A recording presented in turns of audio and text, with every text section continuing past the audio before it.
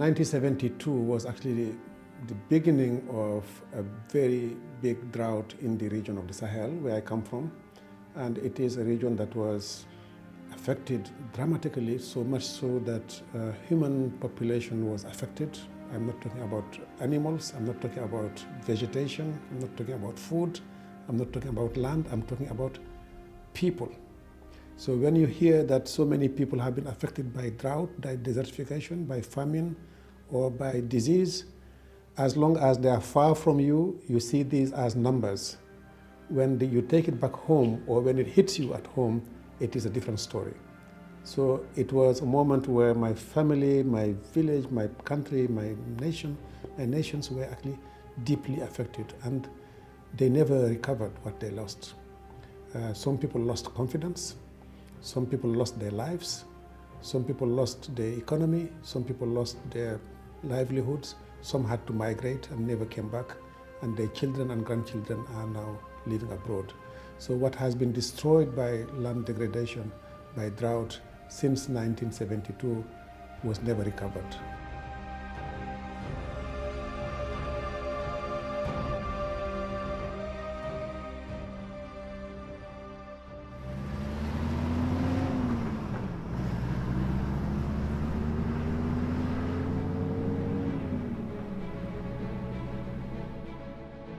Now, the good news is that land can be degraded, but it can be restored, especially when the degradation has not reached a certain level. So it is possible to actually recover that land, to take it back to as a productive land.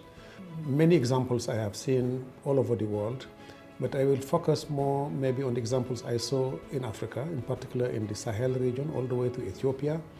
Some countries have been so much affected by land degradation that they experience famine, like it was the case in Ethiopia, but was the case also in some parts of the Sahel, like in Niger and Burkina Faso and so forth.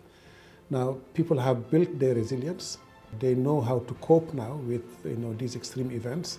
Farmers have also adapted their agricultural techniques, and to some extent, pastoralists have also adapted to the conditions, in the sense that they migrate, they go for transhumance, for longer transhumances than before.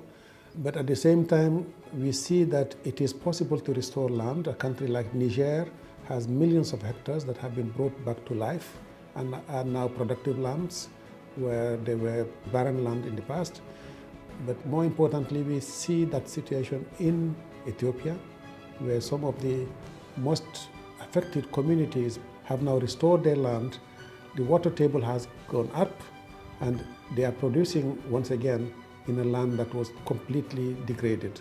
So it is possible to do that, but this is not specific to Africa. We see it in Latin America. We have very good examples, of course, in Asia and Pacific, but we also see the same situation in the Mediterranean, in the northern and the southern part of Mediterranean. So there are very good examples from around the world, and it is possible to create conditions whereby you can again produce, you can be much more stable, you can reduce conflicts over access to land and water. So yes, there is hope that the 2 billion hectares that need to be restored around the world, that we will achieve that, which will contribute at the same time to the Biodiversity Convention, to the Climate Convention, and to the Land Degradation Convention, which is UNCCD.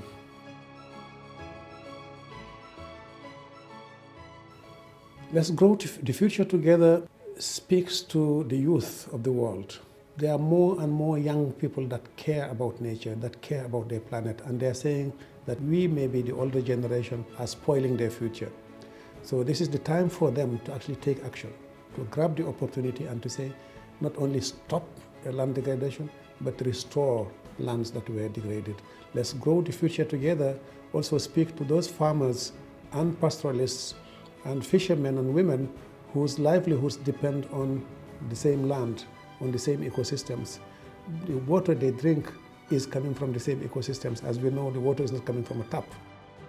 So it is important that we grow the future together in order to actually create conditions for future generations to actually thrive, to take advantage of this beautiful planet that we live in. We are not destined to a doomed future. We are improving our conditions. The economy is improving from around the world. So far, it has been done at the expense of the planet, of the environment, and of ecosystems. The future together means that we should work on both feet, basically developing the economy, continuing to grow from the economic point of view, but do it in a way that we would not be at the expense, at the detriment of the planet and of humanity as a whole. Human beings are very intelligent. We are going to the moon. We are aspiring at going to Mars.